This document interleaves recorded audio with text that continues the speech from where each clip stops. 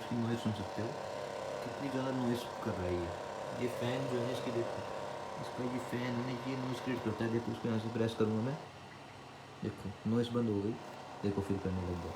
ये ना बहुत इरिटेट करता है, मतलब कभी-कभी क्रिएट करता है, हमेशा नहीं करता है। जैसे कि इसको मैंने आधा घंटा हुआ है इसको चलाए हुए, तो ये आधे घंटे बाद करने लग गया देखो। स्टार्टिंग में नहीं करता, बट फिर करने लग जाता है। इसको यहाँ से प्रेस करना पड़ता है, फिर इसकी नॉइज़ कम होती है।